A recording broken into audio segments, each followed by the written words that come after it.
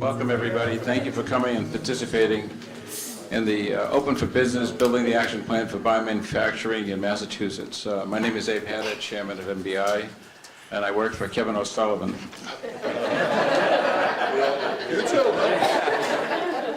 I want to thank Abby for hosting this meeting today, and we'll hear from Lisa Olson, the site director, in a couple of minutes. I want to thank her staff, Kenny Hartung, and his staff for putting together a wonderful board meeting for us earlier, and also this meeting. Hats off to the Lieutenant Governor and Governor, state legislative delegation, local government, Ed Augustus, our city manager, and our mayor, for working with the Economic Development Coordinating Council in putting together this effort. We'll hear from Craig Blaze and others regarding the efforts and the current status of the park itself. Thank you to the Chamber of Commerce, Worcester Business Development Corporation, and again, city government, as well as the MBI, for working together collaboratively to make this new opportunity happen. In the way of reflection, the last meeting we had here was 2 years ago, November of 2015, which launched the effort, pretty much, I think, initiated on Kevin O'Sullivan's watch, and continuing efforts between all of the players, including Tim Murray and Ed Augustus, Craig Blaze. I'd like to introduce the site director. It's Lisa Olson, who has graciously given us the facility and all the support we needed to have this event. She is Vice President of Immunology Research and ABC Site Head of AbbVie Research, and is responsible for the oversight and strategic development of AbbVie's immunology research program. She received her PhD at the University of Illinois, currently serves on the Board of Directors of the Mass Biotechnology Council, and is a trustee for the Massachusetts Biomedical Initiatives. Lisa Olson.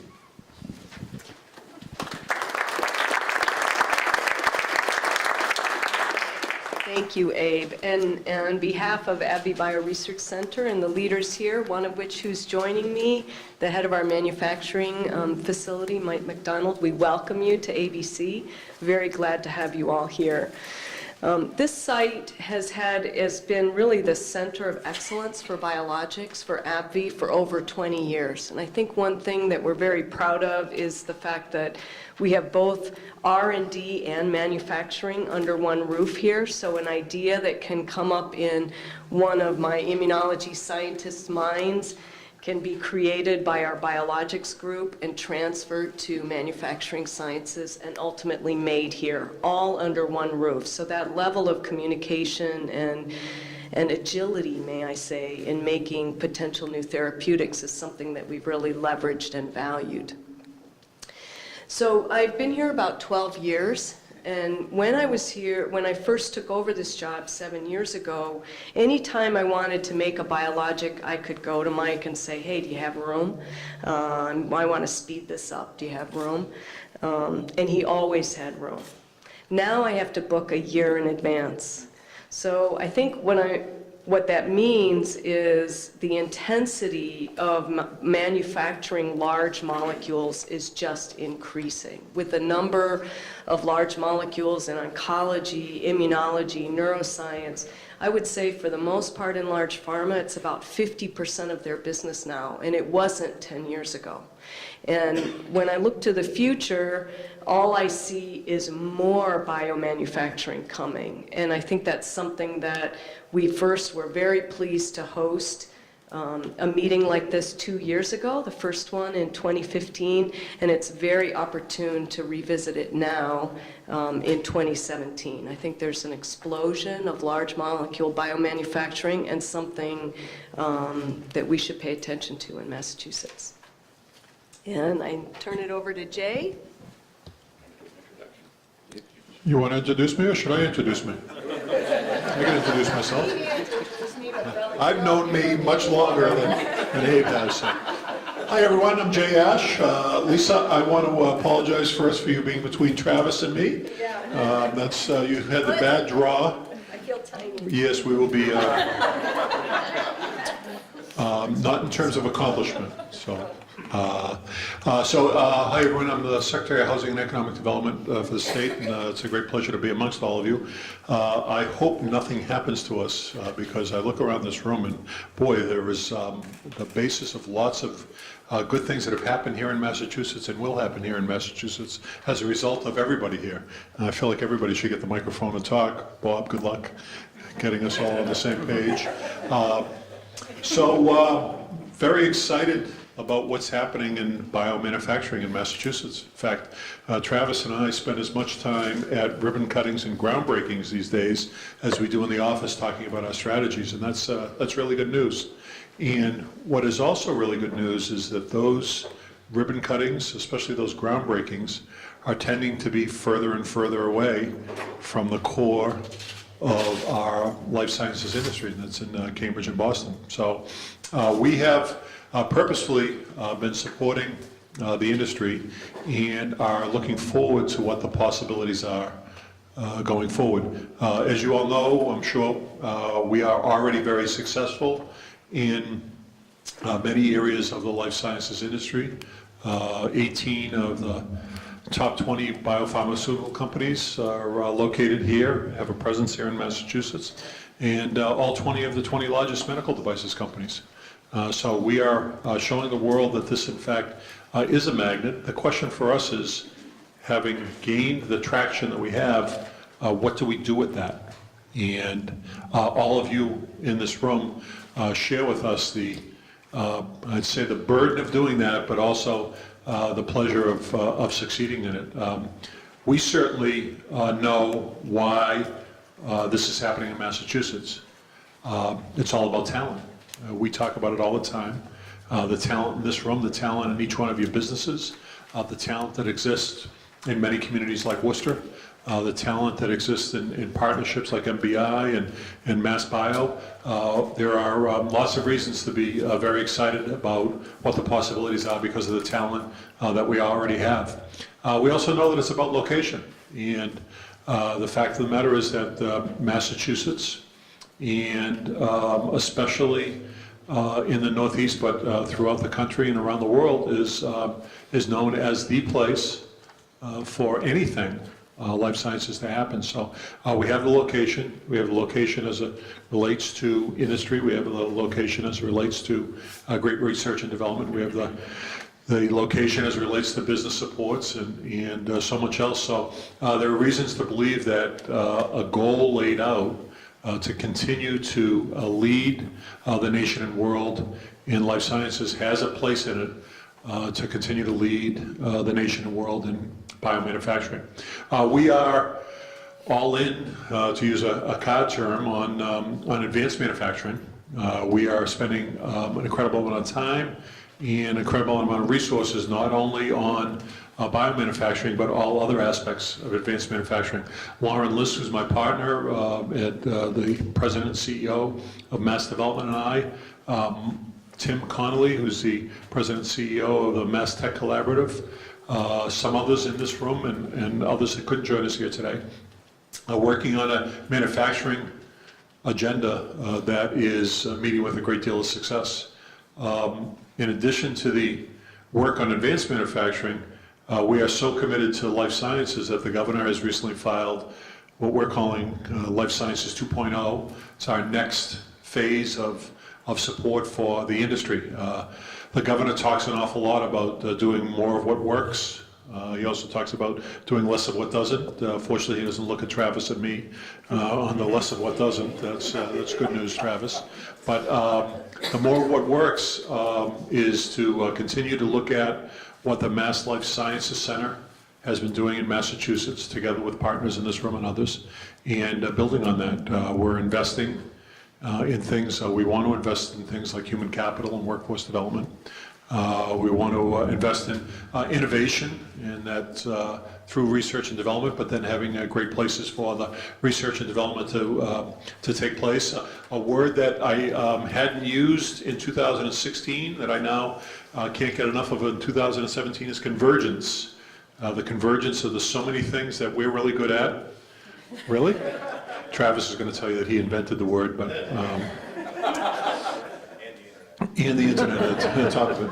The most important thing that 2.0 recognizes, as well as we recognize individually, is that as much as government tries and government wants to do things, it's the private sector that actually does the things. And so finding the way to support what's happening in our businesses, in the industry, supporting the ecosystem is really important to us. Lots of good reasons to be very excited about the future, but all of us know that that alone isn't going to put us in a position to continue to expand, to continue to innovate, to continue to lead, and to continue to make a difference in the entire world. So I'm glad that we're all here together and we can advance our strategy. Having said all that, I want to make one small pitch now. I just talked about Massachusetts, but where we sit right now in Worcester is primed to be the important, not a important, but the important place as we think about biomanufacturing going forward. The work that's already been created at Augustus, congratulations. Members of the legislature here, Tim Murray, the work that you've done in the Regional Chamber of Commerce, Craig's work at the WBDC. There's lots of good things. Kevin is leading the charge at MBI. There are lots of good things that have happened here. You have every aspect, or I should say, we have every aspect of what we need here in Worcester in order to make a difference. The partnerships are exciting. The spirit of collaboration is abounding. So we're really excited about being here with all of you and do believe that these types of convenings will be difference makers as we work as hard as we can, as long as we can, and as collaboratively as we can to make this happen. Thank you. Okay. I want to get this to work.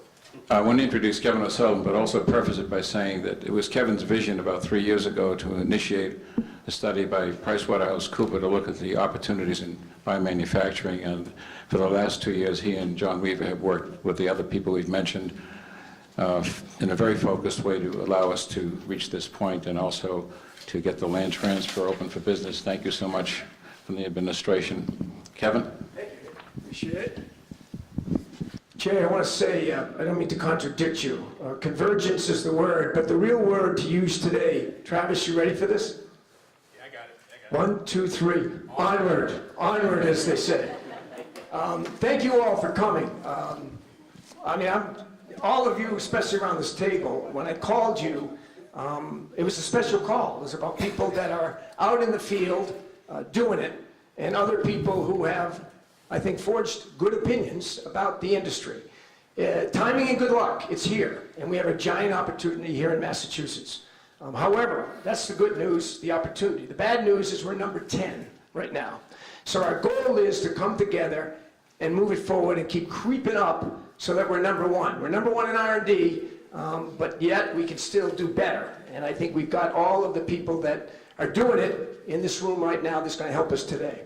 So what are you doing here, and what do we hope to accomplish? Number 1 is we think all of you bring expertise and experience to the table. We are going to record the session today and put together a series of what we call action plan, and we're going to distribute it to certain people to edit it, and then we're going to produce it hopefully in the first quarter of next year with not only state officials, but local officials, industry officials, to give us a kind of a roadmap for all of us to work together. Now, the comment that the Secretary made is very true. This isn't just about Worcester and central Massachusetts. It's about our entire state. I pointed out to, you can't see it now, but my good friend Ed Price, way up in that right-hand beautiful corner of the North Shore, Newburyport, there's a little piece up there for his manufacturing of 100 employees, graduate UMass Amherst, chemistry-based, really a terrific operation, like many of you in this room. Senator Moore, thank you. Representative O'Day, Representative Kane, anybody I'm missing who did show up? How was the tour? Was it good? Great. No, that's good. I appreciate it. I'd like to introduce Mary Blinn, who needs no introduction. Mary has been in 6 different states, came from New Jersey 3 years ago to be part of the opening of the GE Health in Marlborough. She'll tell you about the success that they've enjoyed, but more importantly, I've asked her to touch on what she sees in Massachusetts. What are some of the things we need to be thinking about? What are the trends? She's a terrific speaker, and she's going to do a great job. Let's welcome Mary Blinn.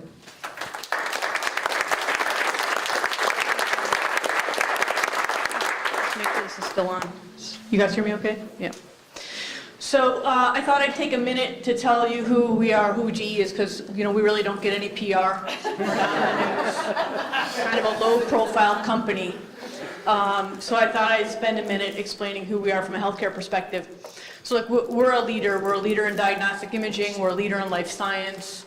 We're a $18 billion company. Within that, the life science division is about a $4 billion company and continues to grow pretty substantially.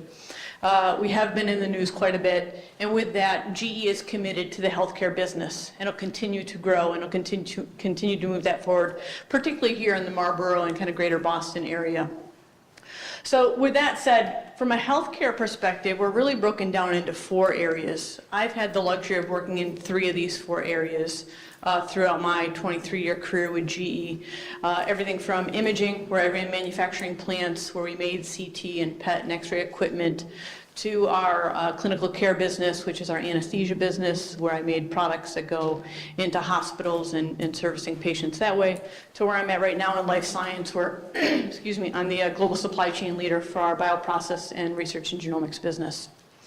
So a wide business, a wide variety of products, but what we'll talk about really here today is the life science industry and how do we continue to grow that. So within life science, again, we're broken down into 4 different pillars.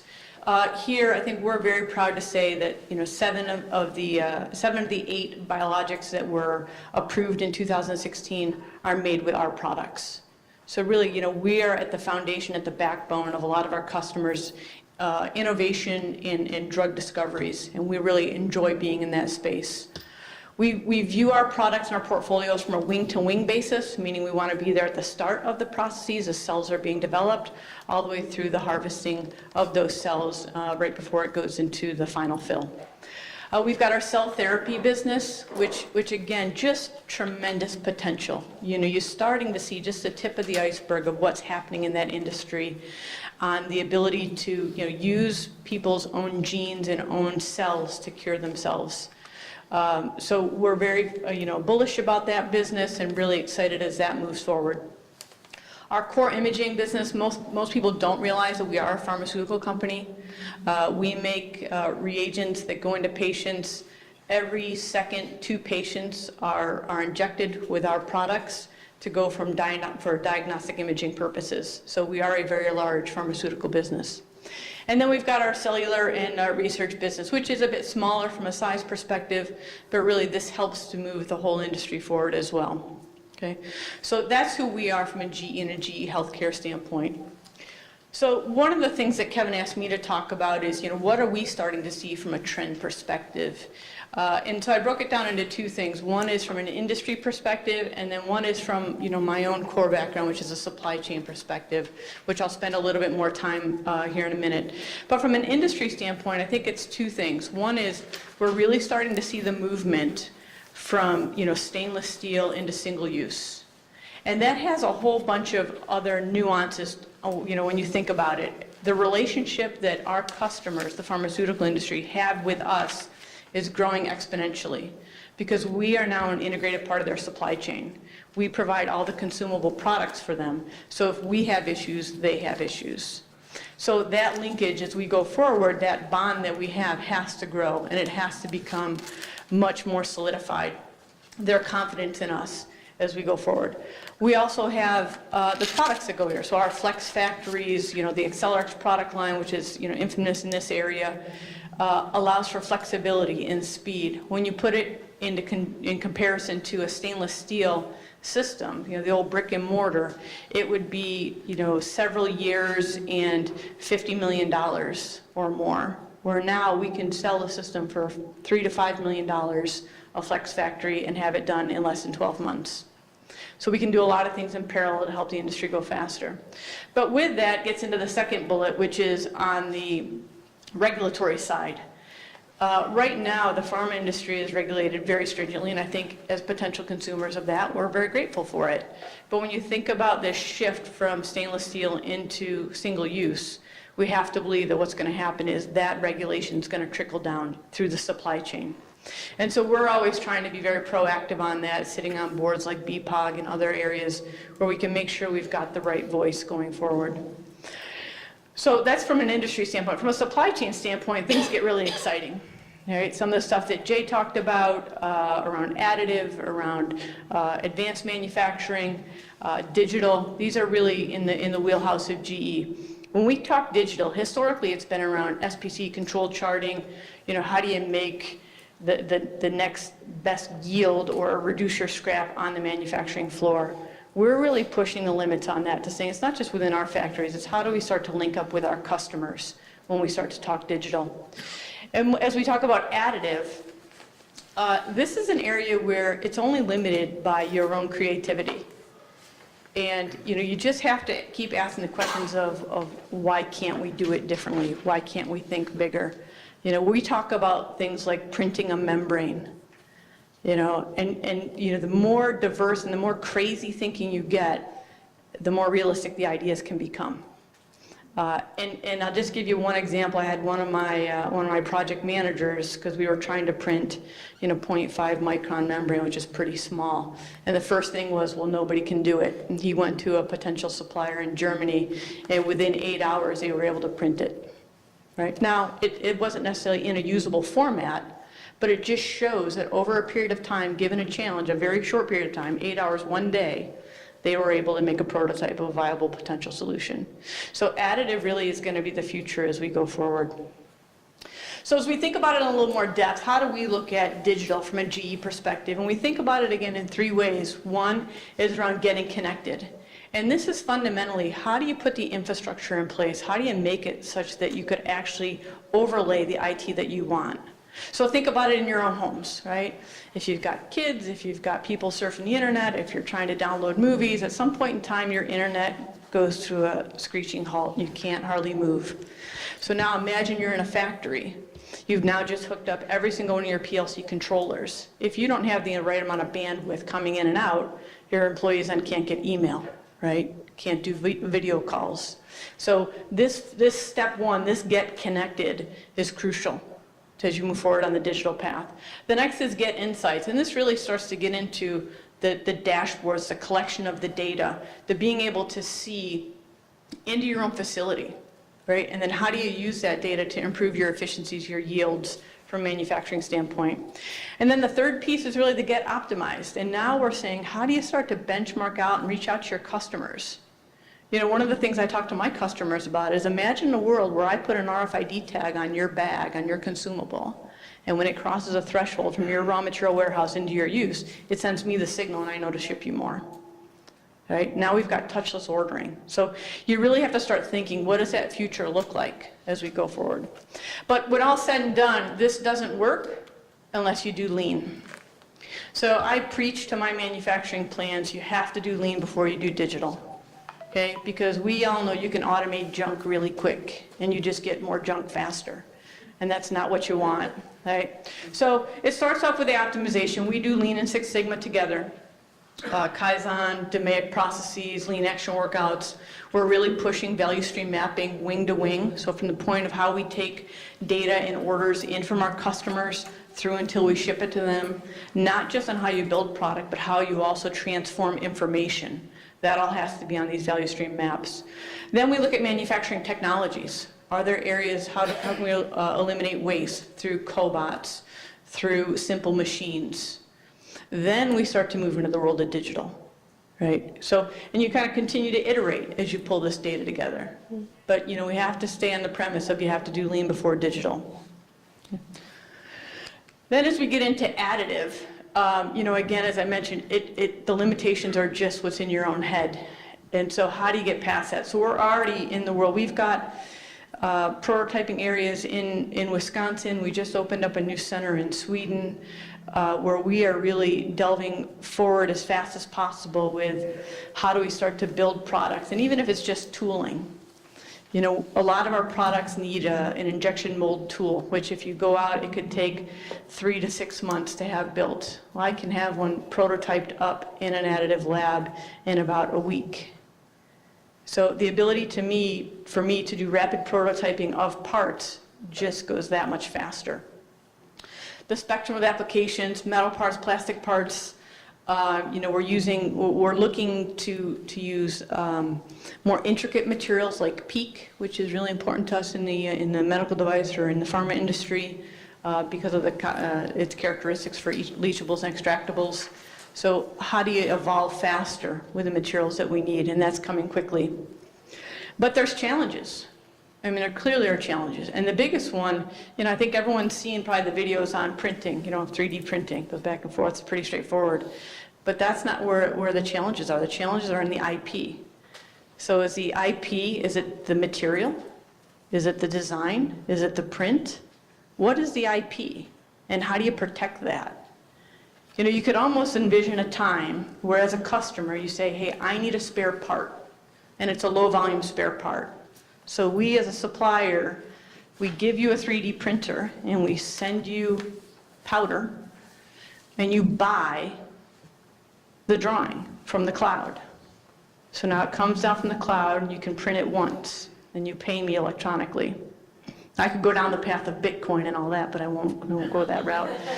But this is the way we're moving forward. When you start to think about technology and you start to think about additive, it's how do you start to have things really at the fingertips of the customer.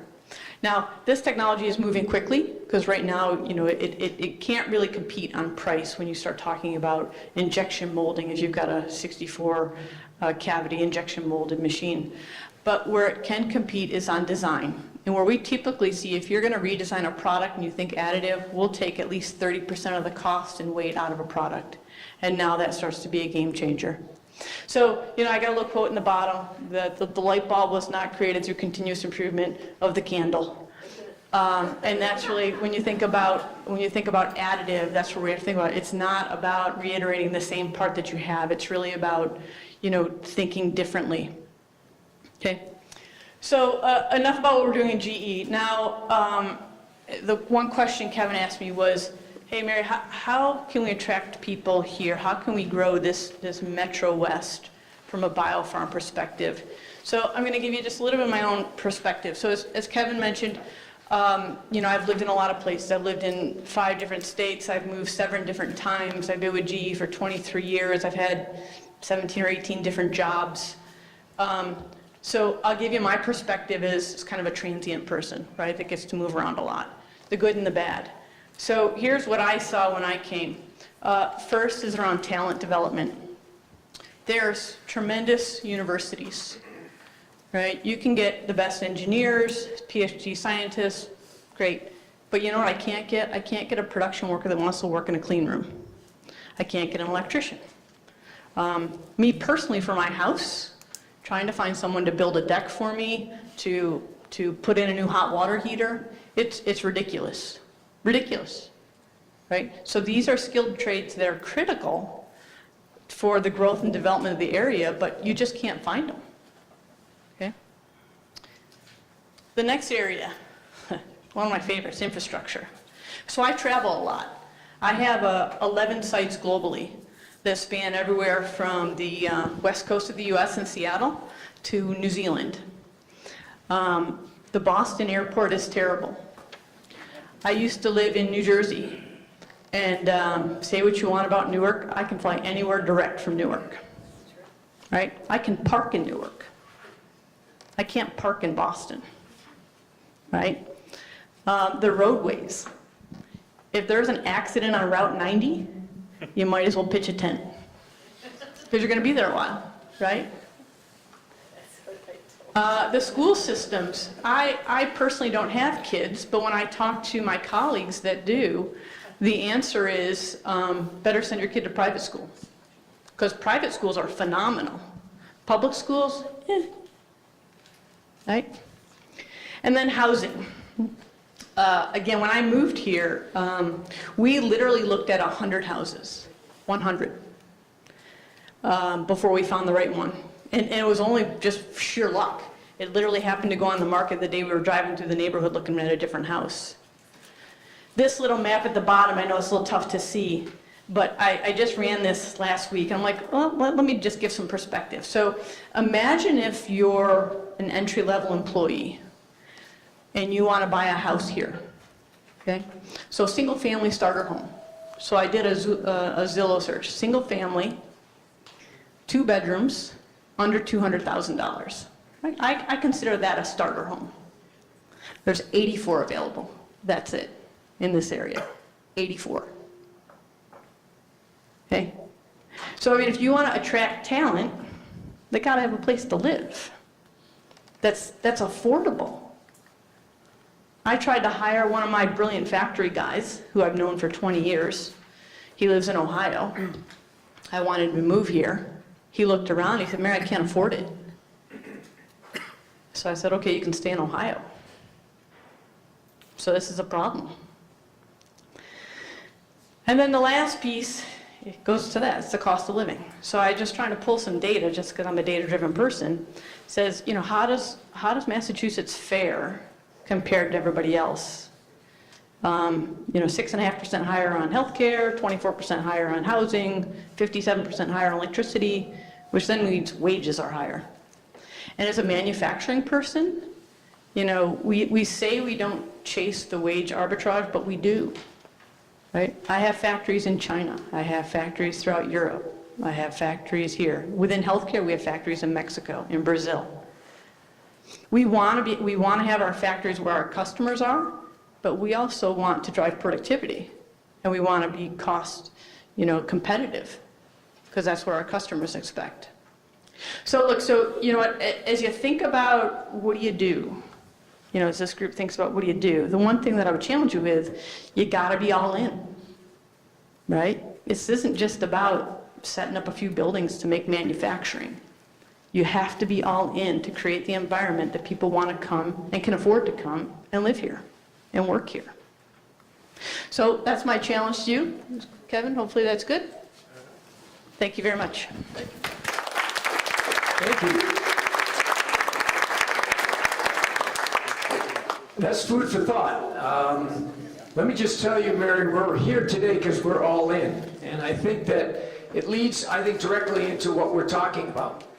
You're not going to set up biomanufacturing in Metro Boston because we've already talked about congestion or costs or whatever. And we're just a model out here. The rest, North Shore, up in the Middlesex, you know, all around the state are other spots that are much more affordable. And that's why we're here today to talk about, okay? The one thing that we have that the Secretary mentioned, what's our product? It's innovation in brains. So we've got that going for ourselves. And the points that you made, Mary, based upon your own experience, we understand that. But we also realize that we can overcome it. So next, I'd like to have Craig just take a couple of minutes to talk about the model that we're using out here, again, open for business. I see Tim Murray here and myself from how many years we're asking or trying to get that master plan up at the old state hospital. And it was a great idea, but never got funded.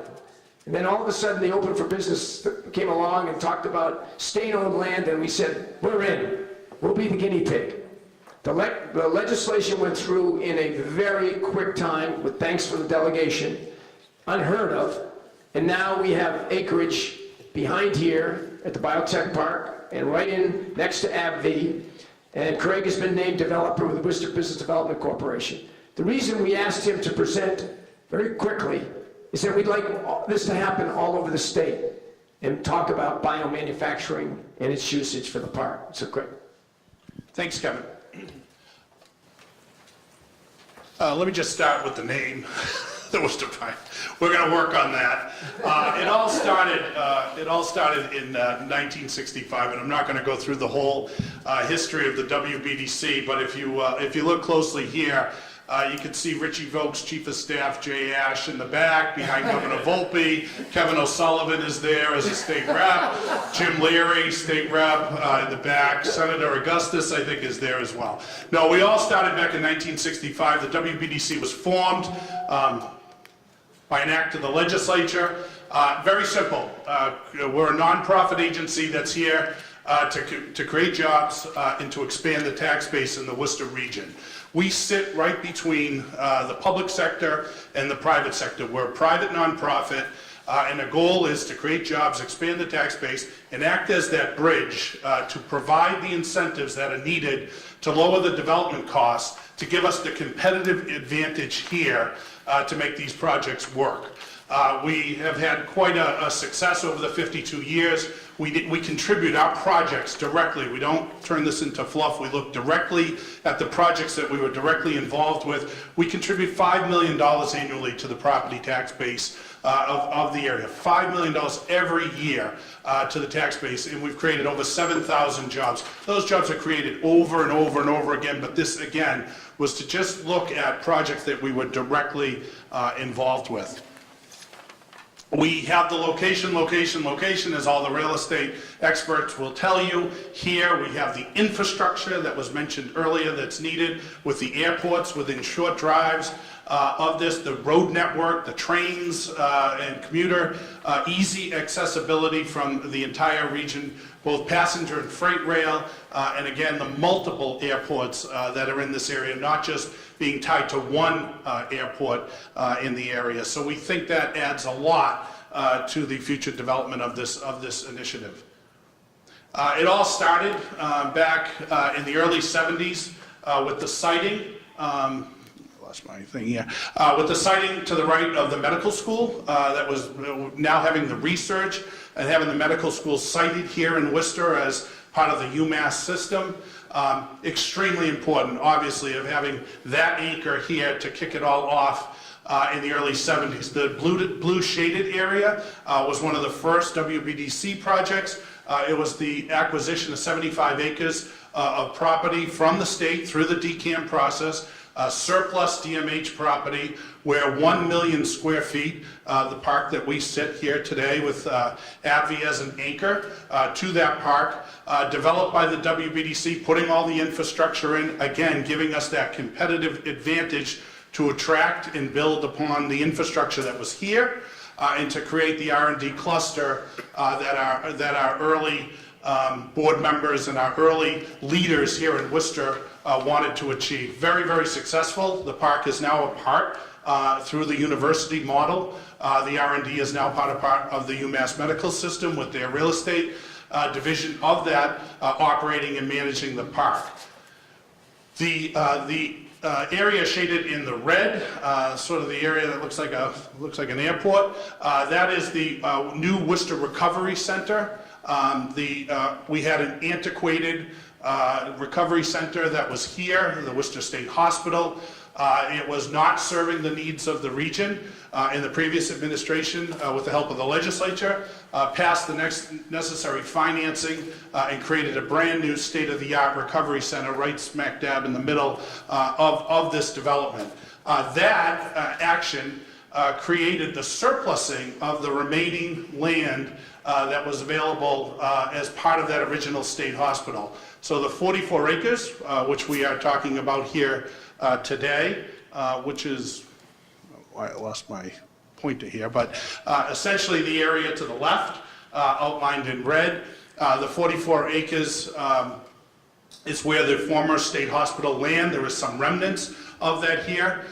Working with the Baker-Polito administration and Secretary Ash for the Open for Business initiative, we designated this. We selected this locally as our contributing piece to the Open for Business. As you're looking across the entire Commonwealth for manufacturing opportunities, we're all in. We are all in here in biomanufacturing.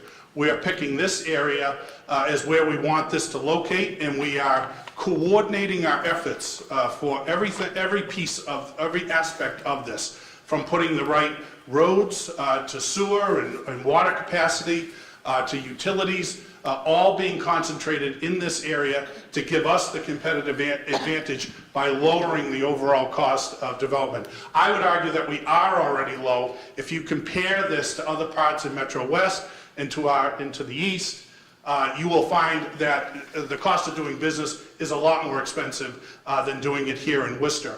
But we're going to continue to add to that to give us the competitive advantage. This is just our first shot at a layout of the site as to what could be developed. This is not a huge manufacturing park. We're talking about 500 to 600,000 square feet of space. We have laid this out conceptually with the infrastructure in to show that we're looking at ground floor, traditional floor plates. If someone comes forward and wants to look at a different model, we have the flexibility to provide for that. Maybe it's multiple stories with some type of structured parking. We would look at that. We're working closely with the city on the zoning as it relates to this, and with our partners at the state, federal, and local. The city has committed some infrastructure dollars through a DIF bond to allow us to put the infrastructure in.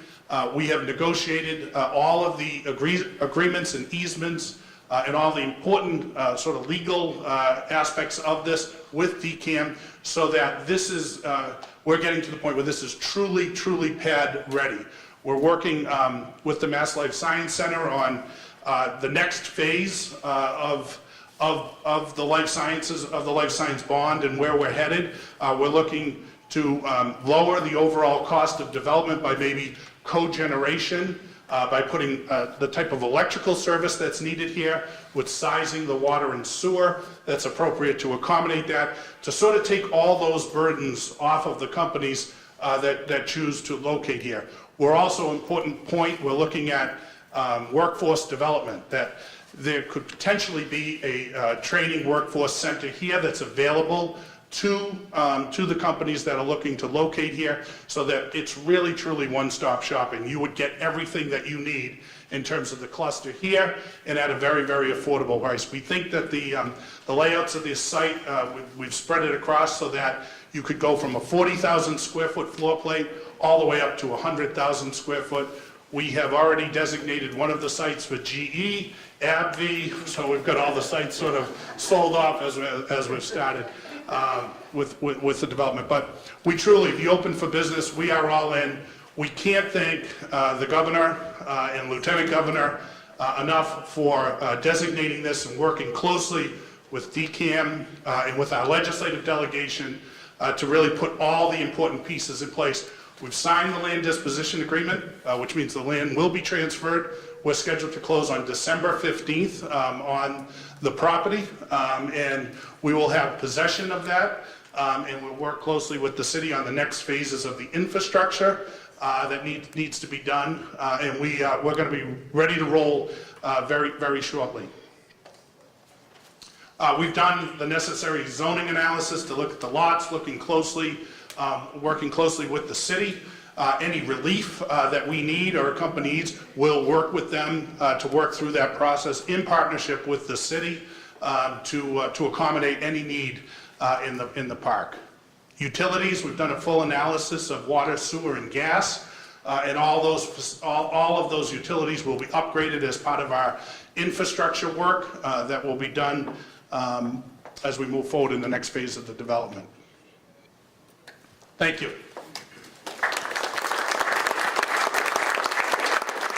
Thank you, Gary. Again, as we said, this is a model that we hope can be implemented all across the state.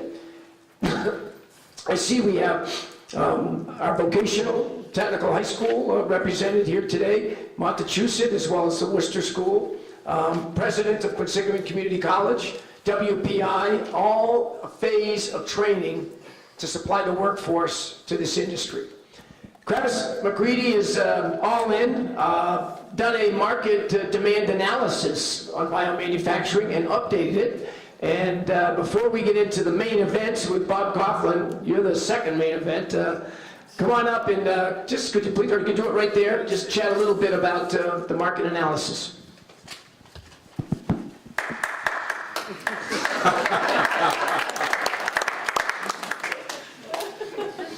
My wingman. Before I get into the biomanufacturing piece, I did want to say just a couple of things. First, I wanted to say congratulations to the city of Worcester. I've been coming to town here for a few years, and I have to congratulate you on the status of downtown. The activity downtown, the housing that's being built, the new retail, the vibrancy. This is part of any city or urban area's resurgence and ability to be able to attract young people in the gig economy and in the innovation economy, is to have a vibrant downtown with housing options that sort of span a continuous range of incomes, with very vibrant storefronts and ground floor retail, and the progress that's been made in 3 years is absolutely extraordinary. So I know it took a lot of partnerships, collaborations, arm twisting, and what have you, but whatever you did, it's working great. The second shout out I'd throw is to all of my partners and collaborators here from state government.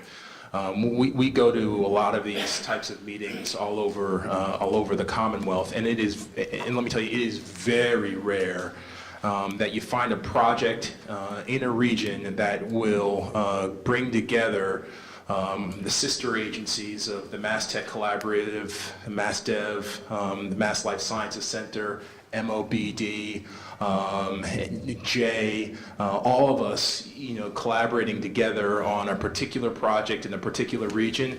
That does not happen very often. So to the challenge about being all in and thinking about a region and a project holistically, not just in terms of biomanufacturing, but in terms of everything from transportation to housing to development to business development. This is one of those unicorn projects that I'm really proud to be a part of. And then the third and last shout out, and you'll hear from my wingman, Bob. Bob has been great to work with, particularly as it relates to the business development effort. So any new project like this, you have to really be ahead of the project before there's even a shovel in the ground, and before the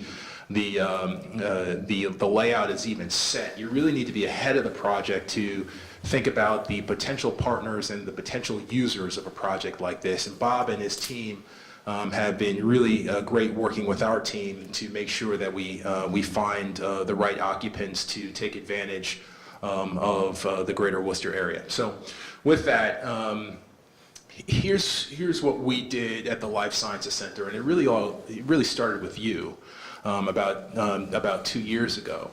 When I walked into this room and that door, and John reminded me that every day is a good day in the city of Worcester. We thought that we were unprepared to understand precisely the strategy that we should deploy that would be helpful to central Massachusetts. So we hired a consulting firm to help us take a look at the entire value chain in the life sciences in Massachusetts, starting from concept through development all the way through to commercialization. And what we were looking for is the bottleneck. What's the bottleneck for getting a therapy from concept to commercialization in the state? Not just globally, but how could we improve the platform in Massachusetts to ensure that whatever you ideate here, you can actually manufacture here. And when we went through this process, we bifurcated the study into two parts on the biomanufacturing front. The first was we did a demand analysis. So we actually went and we sat down with a cross-section of small to medium-sized biopharma companies across the Commonwealth of Massachusetts, but realistically, when you take a look at the geography of where they were located, they were mostly targeted in the Cambridge-Boston area because that's the hot spot for a lot of this work. And we asked them some very simple questions about what are you looking for and what are you working on? What are the modalities of research you're working on? And if you were to be successful working through clinical trials through phases 1, 2, and 3 and achieve approval from the FDA, where would you go about manufacturing, and how do you think about manufacturing in that process? And in that demand side analysis, we learned a few things. One is geography actually matters.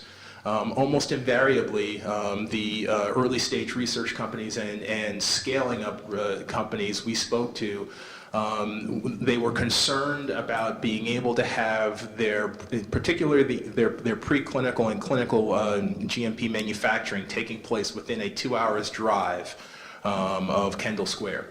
That places almost everything in Massachusetts in play.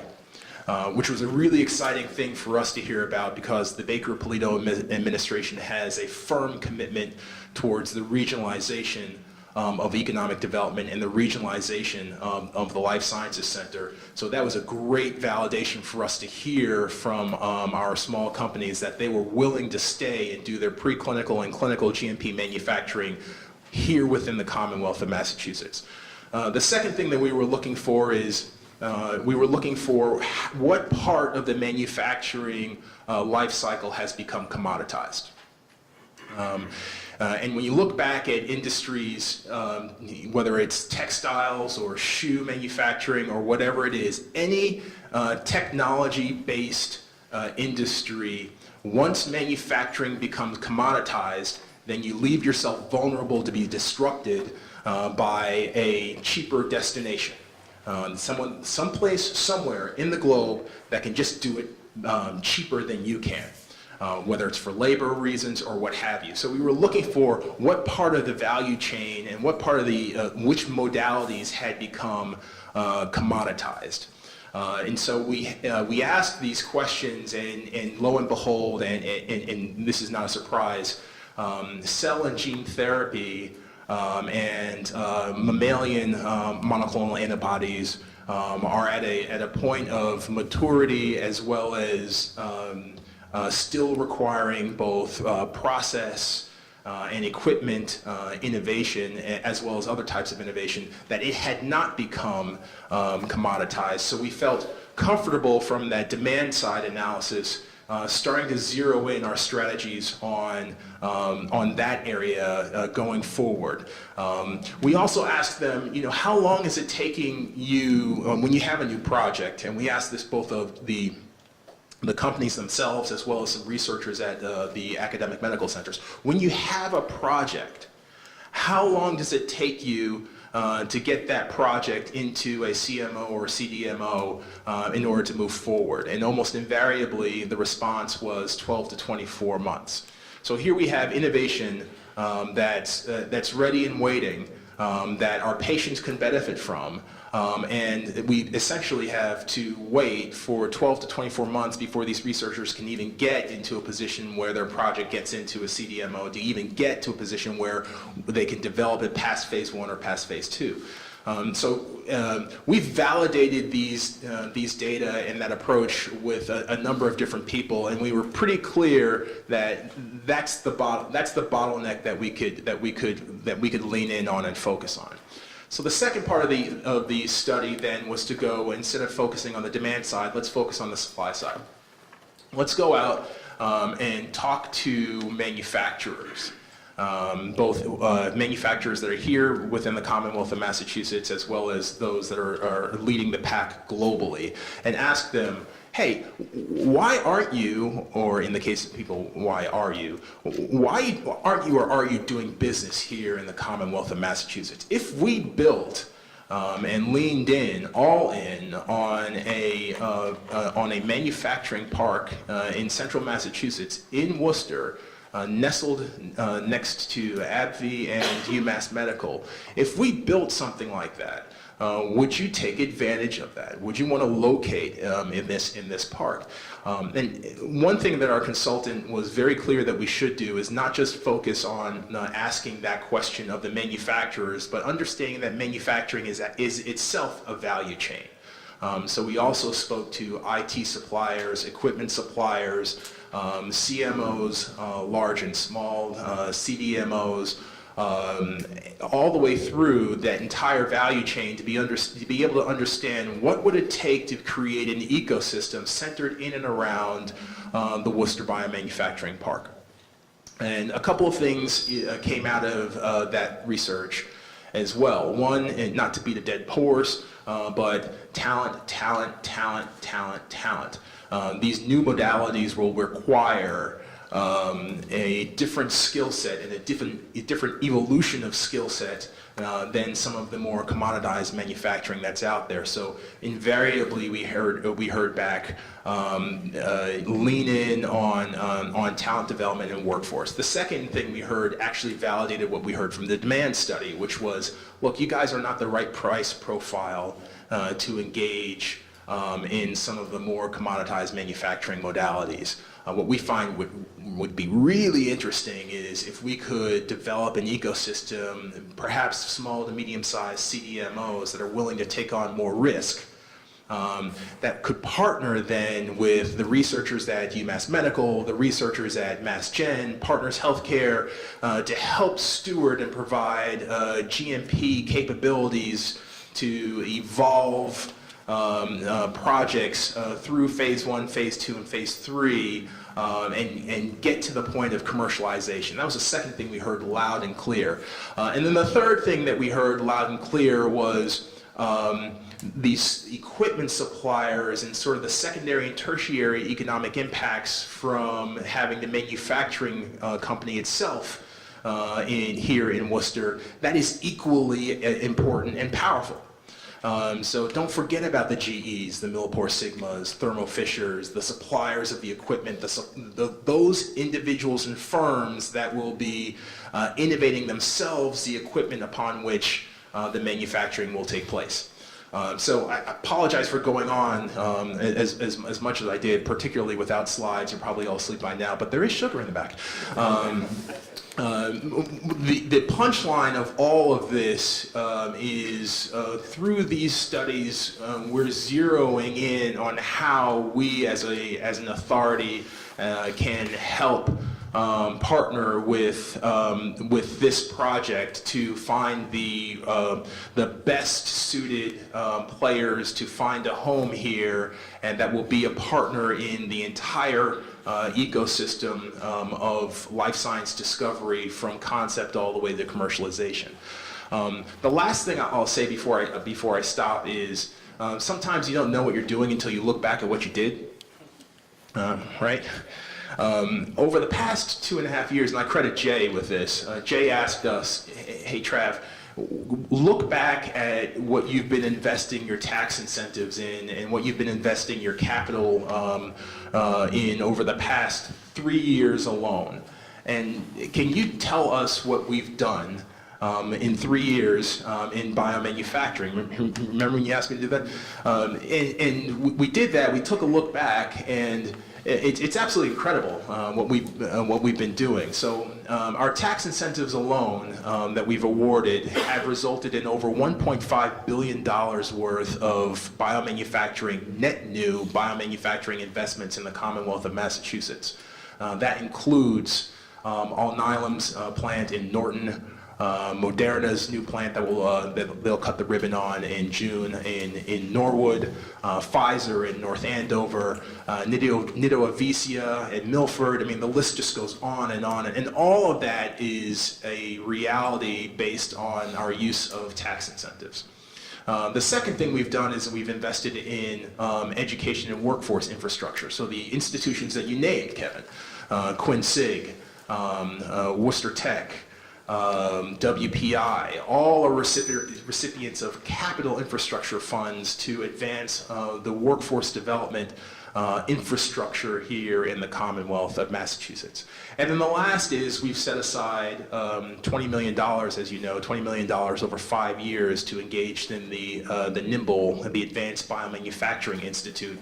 And we're ready with those monies and ready to deploy to advance biomanufacturing innovation in the Commonwealth of Massachusetts, along with another $5 million that we put in Dana-Farber to provide them with the capacity to engage in cell and gene therapy, GMP manufacturing within the Longwood medical area. So in addition to what we're gonna do, we've already done quite a bit here in the Commonwealth to help ensure that, again, our goal was to be able to develop an ecosystem where you can ideate it here, translate it and commercialize it here, and manufacture it here.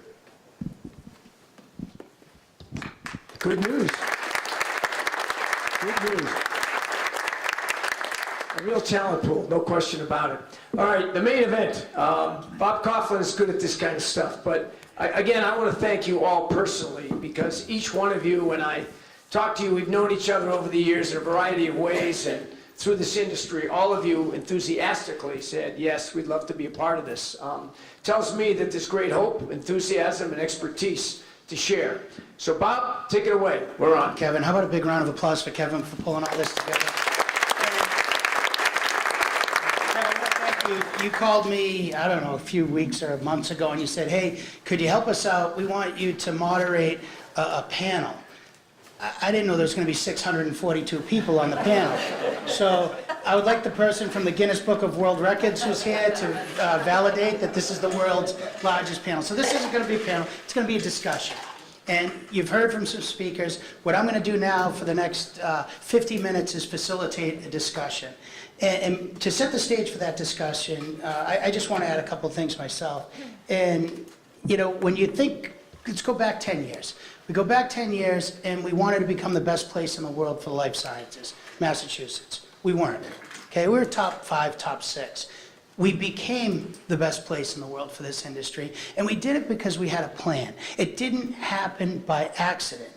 We worked with our industry, our partners in academia, and our partners in government. And I always like to say what really the clear differentiator between us and other parts of the country and other parts of the world is that you can't do this. There's smart people everywhere, and there is industry in most places, but what most people don't have is partners in government. And look what we got right here, right now. You have local government that is all working together on a specific parcel and a specific project. You talked about regionalism.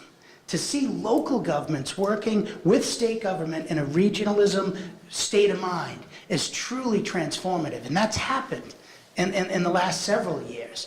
You look at what we got from state government, our partners, and it doesn't matter whether you're Republican or Democrat, right? It doesn't matter in this state. Everybody works to try to help this industry and help patients. We have folks from the legislature. You have Representative Kane and Senator Moore's floating around here somewhere as well, and Pete from MOBD. And you look at what's going on here.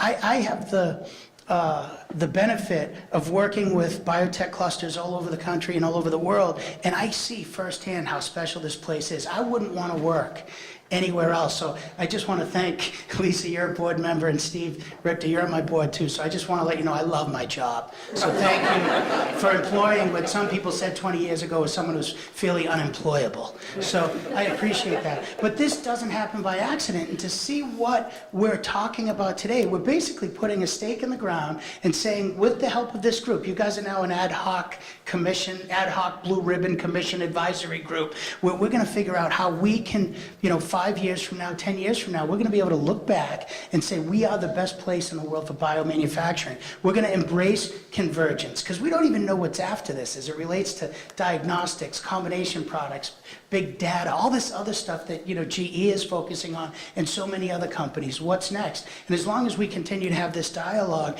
and meet with folks like you from industry and academia and government, we're gonna know what we need to do next.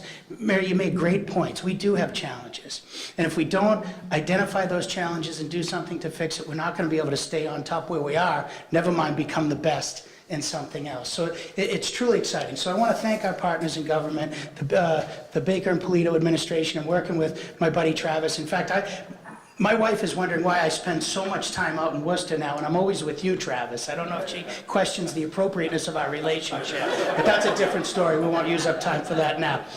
Okay, we're going to focus on 4 different areas. We're going to focus on trends, okay?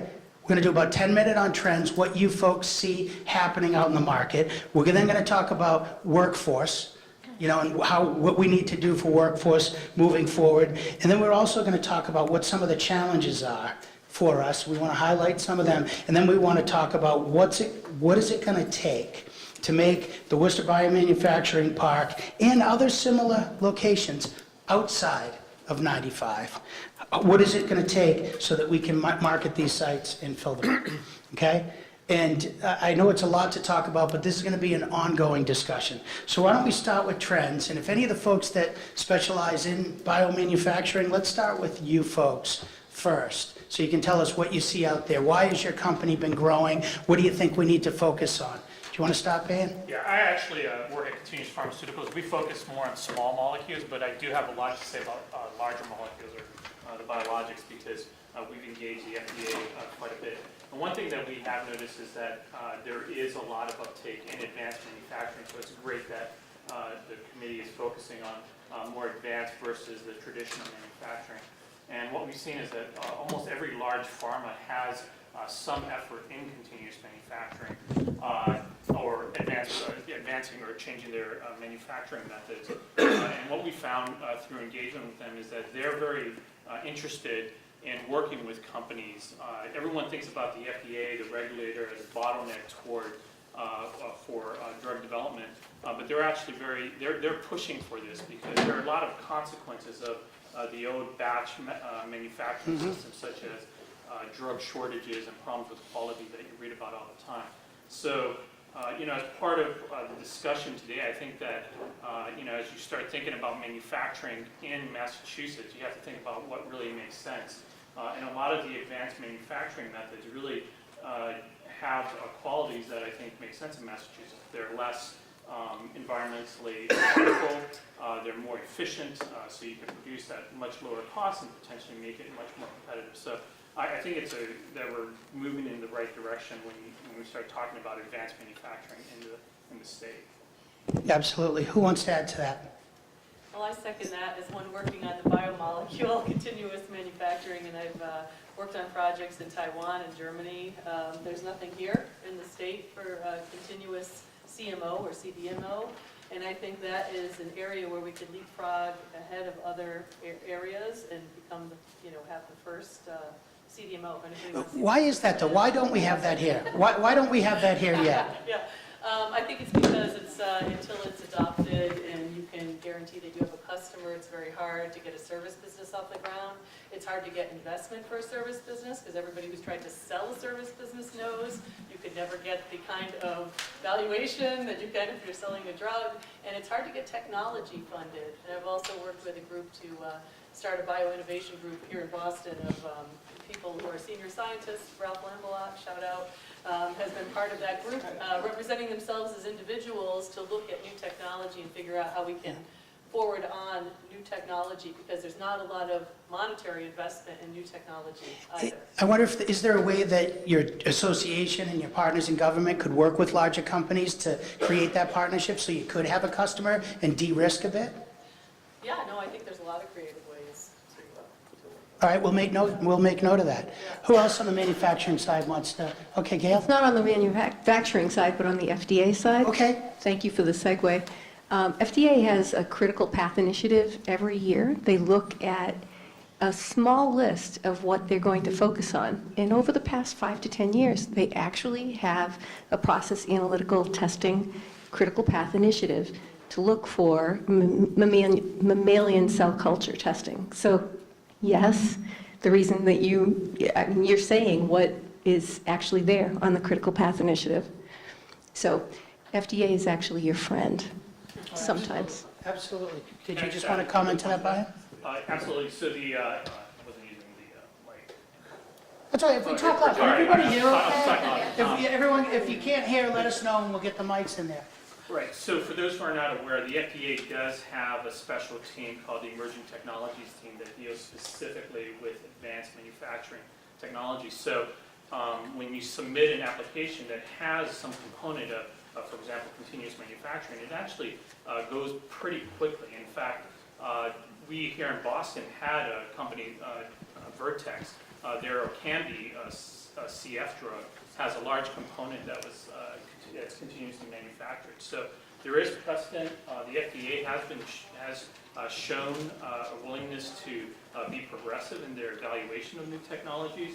And just as a point of reference or a point of fact, we actually have a project with them where we're helping them better understand how to evaluate continuous manufacturing technologies, albeit that's more on the small molecules, but I'm sure they're interested in the large molecules as well. Sure. Indu, did you want to go next? Yeah, so I wanted to talk about, so I'm not in manufacturing, but we do process development and product development. So one of the bottleneck that I see from our client is having bulk provided to us to do formulation. Bulk. So that is the biologics. the biologics that we're talking about, having a cell culture and purification. So what we do is we provide high concentration product development. So we do formulation development. So for last 5 years, that's the bottleneck that we see from our clients. So this year, we actually have introduced providing the services to do cell culture and purification. So to really eliminate that bottleneck. So having this kind of facility does make sense. To have it over here locally, and so we don't see those bottlenecks while producing a good formulation. So I just wanted to add That's that. good, So great feedback. It's away from the continuous manufacturing, but it is having a bottleneck for not having enough bulk available to do the formulation. Perfect. Ray? Yeah, just to switch gears a little bit more back to the manufacturing. I think, Travis, your point earlier about, where is the location of that and what's the gap that we can fill? I'm in the small manufacturing world with startup companies. What we've struggled with is, do you go to the CMO, do you go to CDMO? And that seems reasonable while you're a virtual company, but then you realize you're giving up margin, you're paying for the bricks and mortar that company's put in place. And I find that a lot of companies that I'm working with these days are actually looking for small manufacturing, so batch builds for the early clinical trials, and there's nowhere to do them. So I wonder along the lines of, as you look to do that cost structure, we are beginning to look more and more globally at other opportunities that are either in Australia or in China versus what's local to do it within the travel distance of Massachusetts. And these are companies all sitting around the Cambridge area. So I look at that trend and I say the trend is to go find that opportunity elsewhere. And I think it's something we should start taking a look to see what can we do here. Now, when something like that happens, Ray, do we try to recruit a company that does it elsewhere to come here, or do we try to build it organically? I'd love to see it built organically. I look at the incubator space around here, I look at the small startup world, and it's fantastic. But once you make that step out of the incubator, where do you go? And if you're doing it through the CMO, the issue is that you're bringing their technology up to speed, not yours. You're training other people, and you lose all of that technology and intellect. I would love to turn around and see if there's areas whereby we could go and rent out the space that's providing some of the GMP facilities with some of that background capability there. So you don't have to build up a GMP quality system, but you can leverage from something as an organization that's out there. It's like the shared model services in the incubator space. What can we do in that area? There's a large number of small startup companies in this area, and they're struggling to go elsewhere because it's not here. Ray, you are spot on. We've gone back and forth about how that kind of a model would exist or fit into this kind of an ecosystem. Issues abound about how do you build the infrastructure, who owns the infrastructure, how do you fill the infrastructure, and then on top of that, you want to be able to provide some degree of process development expertise while not sacrificing your ability to retain IP protection in both not only just the product but the process itself. So that concept is not lost on us. We're working the problem, trying to figure out how to develop or how to participate in that kind of a public-private partnership to make that kind of a facility available to our smaller companies. But it's not a non-trivial exercise trying to figure out how to do it. But just to let you know, you are spot on. We totally agree with you. And we are documenting this meeting, so we will come up with action items, and these will be topics of discussion moving on. Judy, you had something you wanted to add? Just actually launching off of, or following up to what Lynn said and what Ray said. I founded and ran for 8.5 years before selling my business to Vertex. It was a contract research organization, contract manufacturer, which I struggled trying to get funding. I ended up bootstrapping it myself. But after moving on back into the pharmaceutical industry, one of the companies that I worked for, several of the companies that I worked for were virtual. And one of the things that I found that was so valuable was this, what do they call it? Yeah, Patheon does it in Swindon. And I thought it would just be such a great model. And it's exactly what you're saying, Ray, is that they rented out space, they had all the infrastructure, all the quality management systems, they had the operators, and you rented out space, you purchased your own equipment, and they validated it, they installed it, they maintained it with all of their quality management systems, and you got to focus on your process. So internally, you would be able to develop the formulation and do your process development, and then transfer the process to trained operators, so you don't have the overhead of hiring in your operators, or the, hate to say it because I'm a quality person, but the quality, building that quality infrastructure in-house, which can be fairly costly because you're considered overhead because you're managing paper and people as opposed to producing a product. So they're doing it at Patheon in Swindon, and I think it would be a great model to do here, organically growing it with all the talent that we have here.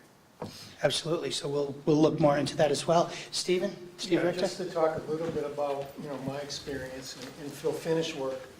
I get into fill finish around 2003 with, we were doing fills for the U.S. government. Much was of vaccine fills to start with. And that kind of grew into other fills over the 10 years that we were doing fill finish work. We did about 80 different final drug products, and we had a couple of commercial products too. But the biggest issue that we had was funding in the Springfield area. We just couldn't raise any money. I needed $10 million, and Mass Development wasn't going to give it to me. I just didn't have that kind of clout. So we actually had to close our business after some things happened out there with the the pharmacy compounding business, because we weren't, compliant with certain types of regulations that just popped up. So we closed our business. Indu can speak about some issues she had with the FDA.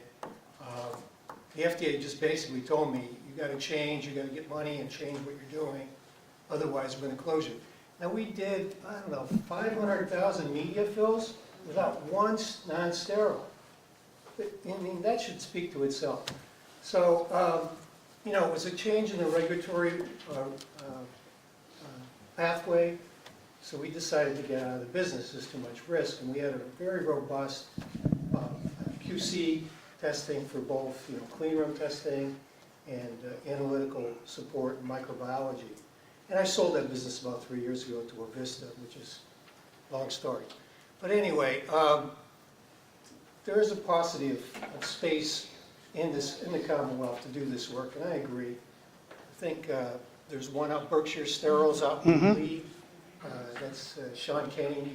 He's another UMass grad. But there should be some way to incentivize developers to build this space, especially out in the areas where there isn't any development. And it's a lot cheaper to do out in the Springfield area than it is to do around the Boston area. So that might be something that you folks, from the state can think about, is how do you incentivize people? Because if venture capitalists don't want to drive down the pike, they just don't. And there's a lot of good ideas coming out of UMass Amherst right now with the $200 million you guys put into the Isles Institute. It's kind of jump on some of those and start growing that business. But yeah, there's a paucity of fill finish space. She closed her lab, I closed my lab, and we've got just Sean out there in Berkshire is doing it right now. So I think the fundamental problem is what Lynn talked about, not having enough people to get interested in investing into this kind of facility. I mean, I closed because I didn't have enough money. If FDA comes into your door, you need to have 10, 15 million laying around. And you don't. You don't have those kind of organically growth. I think that's what we are talking about, bootstrapping and growth. If we do that, you don't have money. Well, I think that's let's make a note of how the Commonwealth can work with this project to de-risk and make it more appealing to investors. But let's move on to workforce, because I think workforce is really important. If we don't have the people, we need to know what the people are. I mean, we've grown this biomanufacturing by 33% in the last decade. If you look at all the life sciences positions, we've grown by 38%. Right now on the Mass Bio careers page, there's over 1,200 jobs that we need to fill right now. This isn't sustainable unless we don't continue to focus on workforce development. It's what put us on the map. 122 colleges and universities in Massachusetts create this product, put us on the map. Now we're going to talk about what's next. So what do we see for future workforce? What is it that we need as it relates to biomanufacturing? Who wants to go? Kristen. So I could speak as somebody who used to work at Genzyme doing manufacturing. So I did the stainless steel tanks, and I remember those days. So I welcome the change to move into single-use disposable. I think Cool. that makes a lot of sense. My question, and maybe it's more for Michael can speak to this, is as we move away from stainless steel into single-use, can the workforce move from more of the unskilled, maybe no bachelor's degree required, into more skilled? Can we employ, instead of 200 employees at $50,000 a year in salary, can we employ 100 employees at $100,000 a year? And then address some of the housing issues and cost of living. That's a great point. Michael, you want to take that? Yeah, well, certainly the barrier to entry to start up a single-use facility is a lot lower than stainless steel facilities, upfront investment. And the number of technologies a technician needs to be expert in is less. You go from traditional unit operations to how to tube weld, how to set up bags. So the cost could be lower, for sure, for a manufacturing facility in terms of labor, because less labor activity is built into a single-use manufacturing training. But you still need people who can connect all the dots.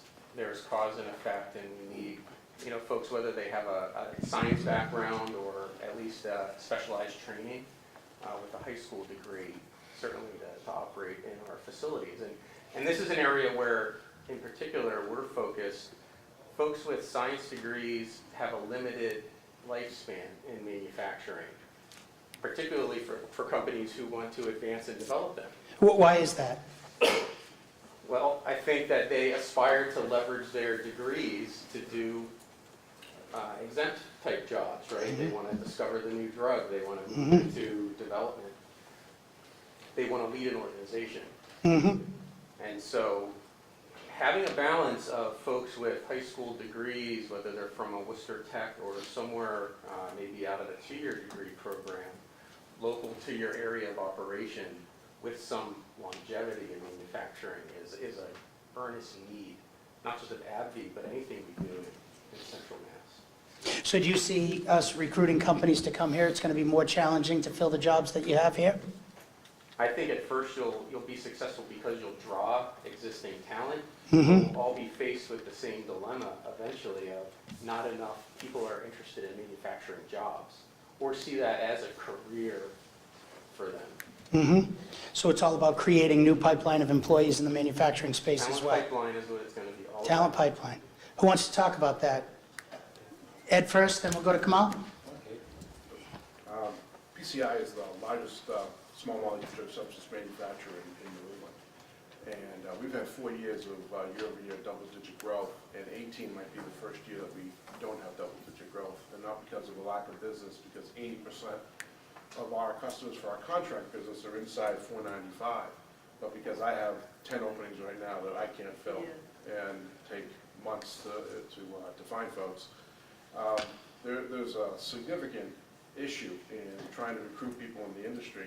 If I would give any advice to Secretary Ash, to Travis, and to you, Bob, is I don't know if there's any sort of PR campaign that you can do, starting with people and their freshman year of high school, and how this is a great industry, great jobs, great pay, great long-term benefits, and a great career path for people versus some of the other things that are going on. Internet, print, TV, I think that's probably the biggest problem is that the story of this industry really isn't getting out there. People aren't thinking about it early enough. And, that's an investment that's going to take years, obviously, to pay off. But it's the biggest impediment to me growing my business. And since, the majority of people that we work with are small emerging pharmaceutical companies right here in Massachusetts, it's also impeding their growth, as well. So I'm going to interject. One of the things that we've done when I was in Wisconsin, and with the same problem, we actually tapped into all the local high schools, the guidance counselors and some of the key teachers there, and brought them into the factory for a tour. And the minute they walked into the factory, they realized, wow, it's not dirty, it's not dark, it's safe. And oh, by the way, the folks there are making $25, $30 an hour, which is more than a lot of the guidance counselors and teachers. So that helps to push in that direction, because the reality is you have your teachers and your guidance counselors telling everybody you need to sit in the desk, you need to be an office worker, versus be that person on shop floor making a good buck. We're trying to do that with our Mass BioEd program, and we're talking a lot to the Life Sciences Center about it. How do we take our Career Exploration Day, get the students into the companies to see it, and then we're building out a Pathways program so that they know what they need to do to get from where they are as a high school grad through college into that job in the co-op and intern programs that go along with it. But message received, Ed, and that's something that, we're working with Pete Hebert, who's the executive director of the Mass BioEd Foundation, and that we think that in the next version of the Life Science Initiative, we're going to focus a lot more on this workforce development stuff. Can we bring a bunch of students? Newburyport Middle School and High School is on the way, Ed. Fall River, Haverhill, Lawrence. Oh, perfect. Perfect. Tim, did you want to add something? Yeah, I just wanted to follow up to Mike's point, and was reinforced by Ed. Travis said some nice things about what's happening in Worcester, and I think it's because of the collaboration, the Economic Development Coordinating Council, and trying to kind of work together, public-private sector. But I can tell you, well, the projects and skyline issues, we're just starting to have this conversation around workforce. I think how do we take Worcester Technical High School under the leadership of Sheila Harity, Quinsigamond Community College, and the 5 or 6 voc techs that comprise the Central Mass region, and really double down, taking their best practices and bring them to the traditional high school, and providing after-school programs and summer programs. And it aligns very well with the Baker-Polito administration's work with the Workforce Skills Cabinet, which Jay's a part of. We've been able to get a couple of grants through that with the Worcester Public Schools that we just graduated 2 cohorts on manufacturing. So that's the next big thing, and the biomanufacturing piece is a part of it. We know that 65% of the kids in the Worcester Public Schools, and that number's grown, go on to college. What are we doing from the day after they walk off that stage for the 35% that don't, to say, here's pathways you can plug right into, here are programs that over the summer you can do and have an entry-level job in manufacturing or as a CNA or medical coding that give them the confidence, the dollars, and the skills to plug in and then think about going back to school, whether it be through Quincy or some other program. So that's an area that we are in. As I said, 2,300 members, the largest chamber in New England.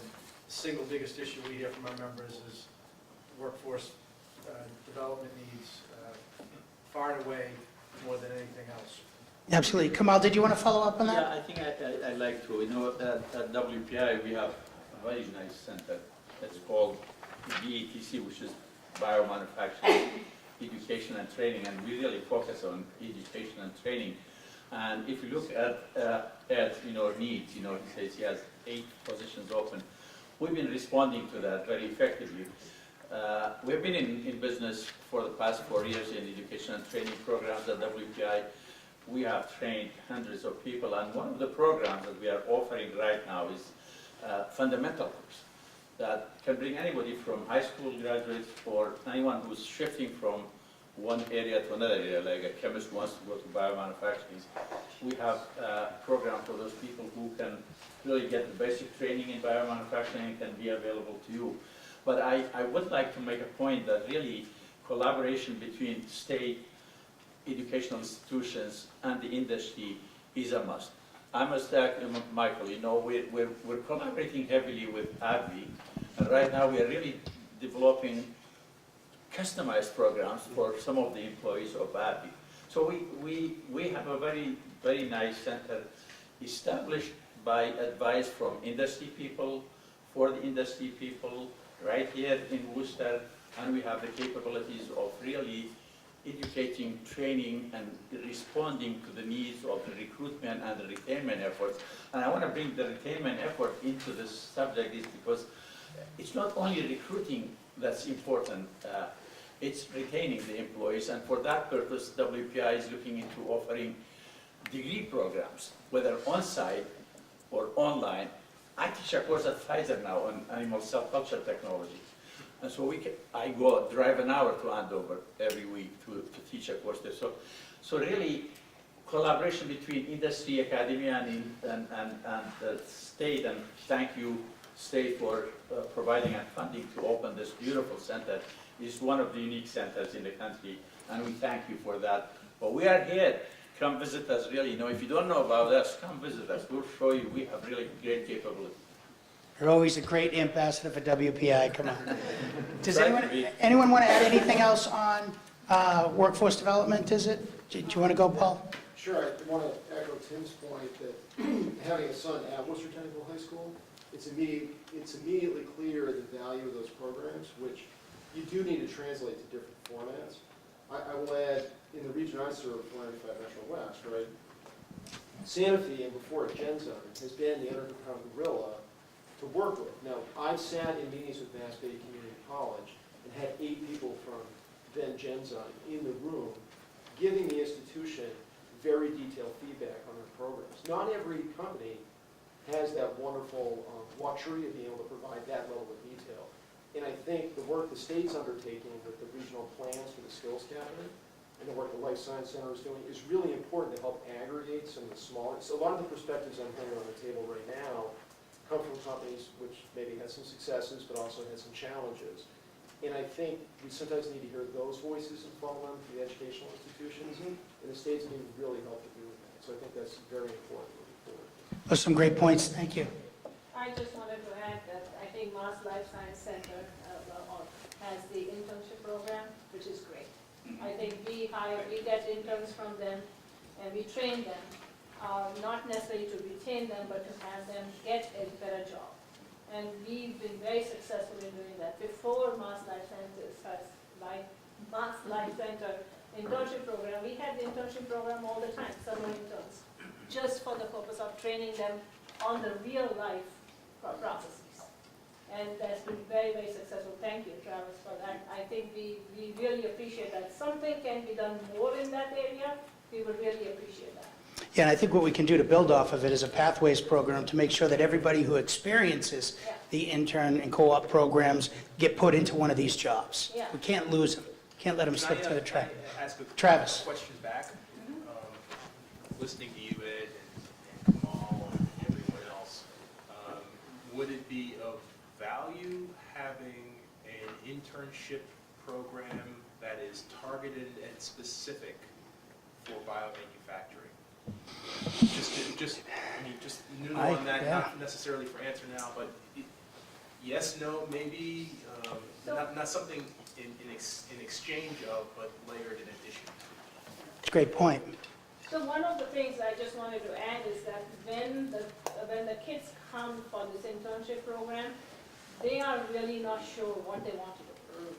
So I think providing them with a platform to understand what that passion is, I think that's what this program is really good at. So I believe we need to have more incentive for having those internship programs. Like instead of having 2, maybe have 4, I do not know, but it really allows them to understand their passion. Maybe we have deeper, Travis, maybe you could look at, high school opportunities to expose people, so they can just get excited about life sciences early. Doesn't matter, they go into biomanufacturing, or quality control, or quality assurance, just getting them in, just a group of people just moving into the industry, I think is really what. Yeah, we launched that we launched our high school program 2 years ago. We do 100 high school internships. This coming year, we found the capitalization to be able to increase that to 150. And like the college internship program, we have way more demand on the student side. So we're trying to figure out how to do that.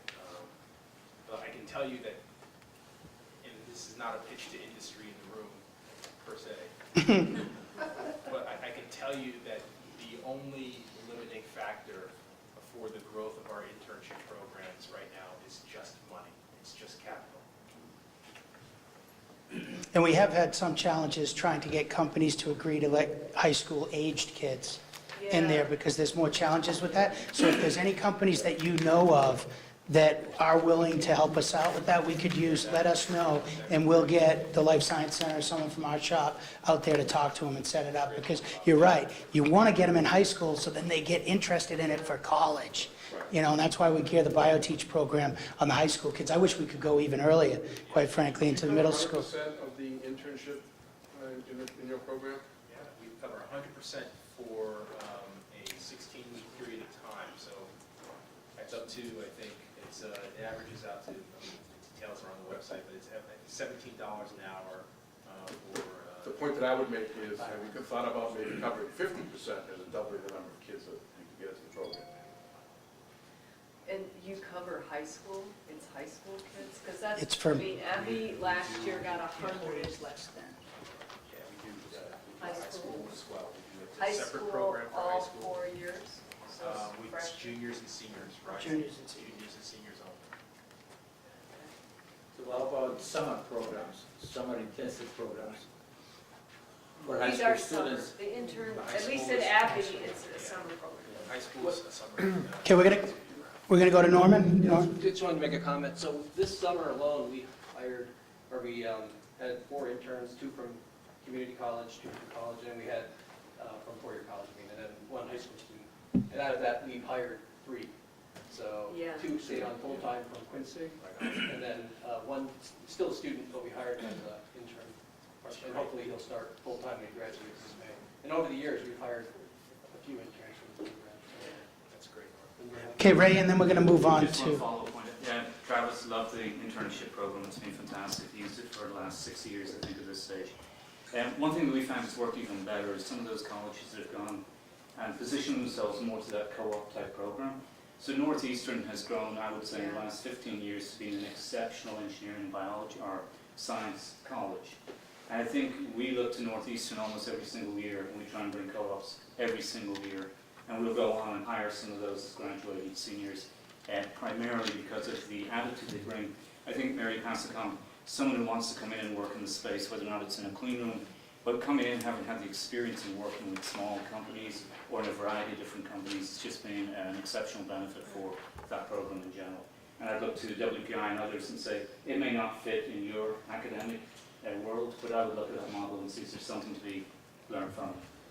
Excellent point. okay, we got about 11 minutes before we're gonna go to closing things up here. So I wanted to talk a little bit about what would make a Worcester Biomanufacturing Park and other similar locations outside of 95 most attractive to the industry? What makes it attractive? And how collectively, how do we come up, picture in your head that marketing brochure. When we got companies X, Y, and Z looking to either grow here or recruit them to come here, what's the pitch? What do you think the pitch is? I mean, I can tell you, I love the fact that the traffic isn't as bad. The workforce is amazing. Quality of life is good. You got awesome restaurants, things like that. But what would make you want to go to that location that you saw on the screen with your company?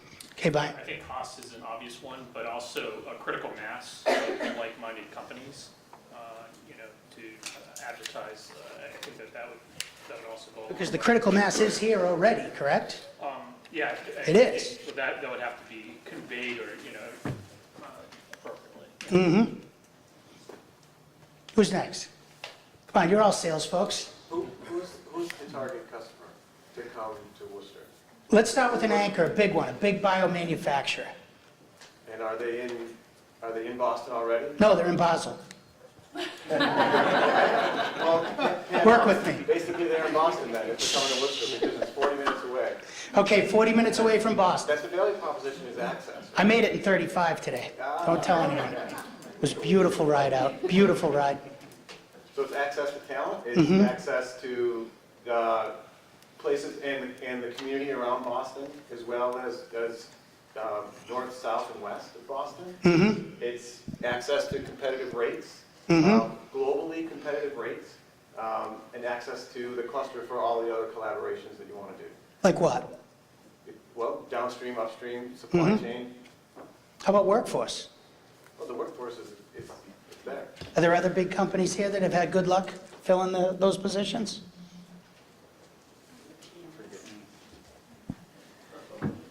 Will you at least say that you have? Sorry, sales guy. We struggle with hiring every day. Yeah. And we grow, and it's across the whole spectrum. And at times, it feels like people just swap jobs because they have a certain skill set that Mhm. everyone's hungry for, so they'll just move around. And this is a very small community of people. everybody knows everybody, and you pick up the phone, you call your friend, and you hope they come to your business, and later on, they move around. And that's all most good organization. All right, who else? I Yes. think it's not too early to pay attention to transportation and housing. Okay. Because I think what's going to limit the growth in Cambridge is the fact that most people can't afford to live there and don't want to drive to get in there. And I think if you want to build up Worcester, then that you need to pay attention to that. That people are going to come to Worcester to work from all over New England. That's right. At least that's what's happening in Abbey. Sure. And it's not too early to think of trains, roads. Yeah, the airport. And housing. Yeah. Okay, Roberta, did you want to add to that? Yeah, I just, being one of the two people in the room that are probably sweating profusely over December 15th and owning the property, these are very important questions to us, and I appreciate everyone taking the time to detail pitfalls and challenges that you're all facing, which potentially, we could face as we try to attract companies. But I'd just like to put a little bit of detail behind the idea that Paul brought up about around cost as well as distance. And in reading the initial report from the Mass Life Science Center, that's exactly what my concern is. And let me just, I'm sure my comments have already let you know I'm not a science person at all. But in my layperson's reading of it, I'm very concerned. I don't know the actual distance that an R&D company needs to be from a manufacturing. I don't know in what phase they can travel the 40 minutes or 35 with a lead foot to Worcester. And I'm concerned about cost, and are we, how do we get cheaper then, and who do we need to be cheaper then? Is it international? Is it North Carolina? Is it, and if you can go to North Carolina, why go to Worcester? So I hope that this is the jumping off point, and that there will be some other discussions that come out of it. But I just want you to know that we're hearing loud and clear. We look forward to working with Travis to solve these issues so that everyone can grow.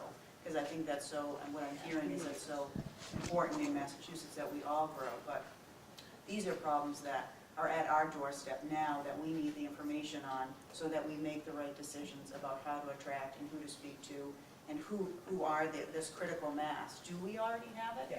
Or you think so? Yeah, Okay. you do. You really do. I'm not worried anymore then. No, I'm not worried. You're gonna fill. I know it. I mean, 10 years ago, I probably thought we wouldn't have, but now I know we can't. We can't. But one of the challenges is though, and at least what I'm hearing and what I'm seeing is it really comes back to the workforce. I think you're going to be challenged with trying to draw that younger crowd out of Boston. Yeah, I agree. Everybody loves, they want to be where it's all the, and granted, yes, I went to college here in Worcester. My husband's from Worcester, so I've seen it go through the evolution, and it has improved significantly since having gotten my degrees here, but it's not Boston, and it's going to be a challenge. One thing, and I just mentioned it to Norm, we were talking about it, an article that came out recently, is the resurgence in hiring out of retirement a lot of the older folks. And I hate to say it, but why not? Is there any thought to putting resources and effort into retraining older folks to maybe, train some of these younger folks that are coming out of a Quincy? My younger son actually has gotten a manufacturing technology certification out of Quincy, and believe it or not, struggling to find a job. And I'm just saying that, we're hearing, I think, all the same things of workforce, workforce, workforce, but have we thought about maybe flipping it around instead of trying to go after that younger crowd, the millennials? I have one of those too. Why not try, flipping it around? That's a great point. It's a great point. Wonderful point. Let's flip it. Paul, I really appreciate how you got into that pitch for the big company. Let's take 3 minutes right now and pretend that there is a fill-finish type operation, Albany. They want to get closer to the virtual companies and the R&D that's happening in the Boston-Cambridge market, and they're looking at Springfield and Worcester. They only need 25,000 square feet or 20,000 square feet. How do we sell them? It's got to be sold on workforce. Okay? Got to be. That's number one. And I think the Springfield area offers a lot to them because there's no competition out there. You have the HCC program that Mass Life Science put $3 or $4 million into to build clean rooms to train kids how to get in and out of clean rooms, you know, and how to work in clean rooms. And then you have the SDCC program that has the biotechnology program, and they have a certificate program also. And now behind it, you got Westfield State University coming up with a drug program. So, you know, they're ripe for anybody coming into, you know, an area that they want to build a plant. They've got the people out there. I want to thank you, first of all. I built my business on you guys putting money into all those universities and colleges because I had plenty of folks and I didn't have any competition. The only problem I had is that big sucking sound I heard was my people were leaving going to Boston. You know, and so I had to just keep raising the amount of money that I was paying them to keep them there. But a lot of you people probably have hired microtest people over the years. Yeah, we used to call it Microtest University. You know, we train them and they get sucked up. So, you know, I would say, you know, look at workforce development because Springfield's got a good program and we've always had plenty of folks. I had 19 kids just from STCC. That's amazing. That's amazing. All right, we're going to, the dialogue will continue in future meetings. It's also going to continue if we have a little reception afterwards. And to close up, I want to hand it over to our amazing city manager, Mr. Ed Augustus. But I want you all to remember, like it's Thanksgiving week. And, you know, I try to think of what I'm thankful for this week. A couple of people talked about Vertex a couple of times. That next Vertex drug that's going to be approved 10 to 12 months is going to save my kid's life with cystic fibrosis. So I'm excited. So all this talk about economic development and workforce development and education and building these facilities, think about what it does for sick people because that is truly miraculous. It's unbelievable and we should all be so grateful that we get to work in this wonderful industry. Not being a doctor and not being a scientist, I consider myself wicked lucky. That's Massachusetts vernacular. Wicked lucky to be able to do that. So let's, how about a big round of applause for Ed Augustus.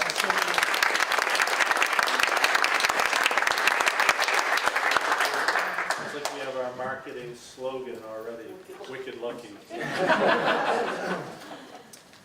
Let me just thank Kevin and Abe and AbbVie and all the folks who helped convene us here today. I want to thank Travis and Jay, who are great partners with the City of Worcester in helping us develop the park. Craig and Tim and Kevin, who are part of the EDCC, the Economic Development Coordinating Council. You may not all know what that is, but it's those four organizations, the City of Worcester, WBDC, the Chamber, and MBI, sit in my office every Friday morning and we bird dog and prioritize the projects in the City of Worcester. And I think it's allowed us to communicate with the state and with the federal government and with the private sector what our priorities are. And then if there's one-stop shopping, you can get it done. Everybody around the table have the tools in the toolbox to make things happen. Hopefully, the things that you're seeing here in the City of Worcester are the fruit of that collaboration and those kind of coordinations. You know, the things I heard, I think Mary kind of laid them out a little bit earlier, you know, quality education, quality transportation, infrastructure. Those are the day-to-day bread and butter issues that are the responsibility of the city and the state. And, you know, those are the core things. AbbVie is one of our biggest water customers, making sure we have a good water infrastructure in the city to provide the kind of water needs, whether it be for AbbVie or Polar or other big employers in the city. So paying attention to the day-to-day core responsibilities of the city certainly is the top of our list. Supporting, whether it be with zoning, whether it be with, you know, the DIF, the other infrastructure build out for the biomanufacturing park, the city is always willing to kind of roll up our sleeves and be part of the solution here. We have opportunities coming along. We're going to build 2 new high schools. This is probably a $400 to $450 million investment the city and the state are getting ready to make over the next 2 or 3 years. That's in addition to our technical high school and our other new high schools. Those are opportunities. In South High School, we're adding vocational programs that currently don't exist into the design of those otherwise comprehensive high schools to create opportunities that we just don't have enough room at our current technical high school to provide for. So I think that's a conversation as we look at Doherty High School, are there opportunities there to support this industry with vocational programming in those buildings? It's a balancing act, and we all do this every day, and the city government does this. A lot of times we're approached for tax incentives to help support a company. Those tax incentives have to be balanced against the demand for good schools and good infrastructure and, talented workforce, and trying to do all of those things at the same time and find that right balance is always a challenge for us. But we're certainly committed to doing that and trying to make sure that, we play our role in providing you the atmosphere. And I think lastly, it goes to the point Travis was generous to make. Everything I hear anecdotally as you try to attract that workforce is, some of it's about the quality of life. People want to live in, especially the millennial types, want to live in an urban setting, and they want public art, and they want a vibrant nightlife, and they want some affordability, and they want to get around on public transportation. And we are really methodically trying to provide that ecosystem here in the city of Worcester, whether it be the 20 round-trip trains we have to Boston a day, or JetBlue service out of Worcester Airport, which in the next 6 weeks or so, we'll have a daily flight to JFK. So 6 a.m. in the morning, you can get on a flight. Before 7 o'clock, you can be in JFK and connect anywhere in the world that you need to be. With additional flights and carriers, hopefully in line with the next 6 months out of Worcester Airport. And additional service to Boston with the building of a center platform at Union Station, which will allow more round trips and more express trains to Boston. So, we are really doing everything we can to support this industry and support the attraction and retention of talent. And, we'll commit ourselves to continue to not only sell this park, but to sell the region. So thank you all for what you're doing, and thanks for being here today. Thank you, Ed.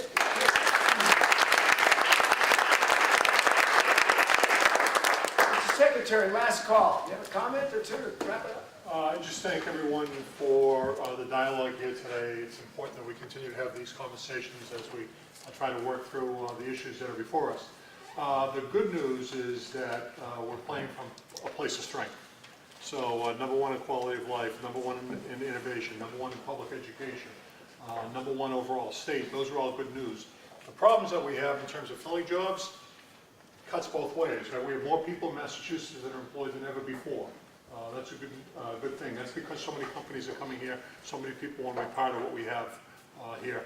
The challenge, of course, is in filling all those jobs, and it's not lost upon me hearing stories of not growing because of openings, and we need to do a better job on that. There are short-term things and long-term things. Long-term, if we can build 100,000 units of housing, maybe we'll bring down the cost of housing, but until that happens, there's a lot of short-term things to do. By the way, we have filed $1.5 billion housing plan with the legislature. Workforce housing is a priority of mass housing, what we didn't mention here today, so there's a lot of things happening on the housing side. But short term, we can each take individual actions. And on the business side, I can say reach out to vocational schools, reach out to community colleges, and either renew a dialogue or start a dialogue new. And on the education side, we need to do a better job of bringing in employers and making sure that we're instructing to a point where kids can leave school and be ready for their work opportunity. I hear an awful lot of times that there's that mismatch there. Judy was talking about people that have been college educated and yet can't find jobs, and I hear that all the time. I give speeches all the time, and there's always 3 mothers that come up and say, well, my son or my daughter isn't employed yet. So we need to do a better job of making sure that we go through the education point that people are ready with the skills necessary to go forward. The governor, lieutenant governor, and in a bipartisan effort, the House and the Senate, we're all working together. This is a great time to be in Massachusetts because we're all working together on good public policy instead of bad politics. So these sessions help to inform what we're doing, help to be the cause for us to file a $500 million life sciences plan, or a $1.5 billion housing plan, or an economic development bill that just got adopted for $1 billion. It gives us great resources. So thank you all for your individual efforts. Continue to show your frustration by participating in forums like this. Continue to talk to us, but also please continue to collaborate with us and continue to host things like AbbVie has done here today. So AbbVie, thank you very much. To MBI, thank you very much.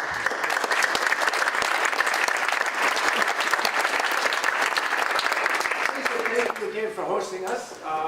Thank you to our partners, all of them strong. This is what is the beginning of the onward trend that we go. I have some exciting news. Exciting news, we just pulled it off. Ralph Lambelotta is going to be hosting it down at the new restaurant, Sonoma, which comes from Princeton, beautiful restaurant. And guess what? They don't know it, but Abe Hanad, my chairman, and Bob Coughlin are picking up the tab. Wait a minute, you think I'm kidding? No, no. All right, let's go and enjoy. All right, thank you all, each of you, your input, your time, and happy Thanksgiving. Thank you.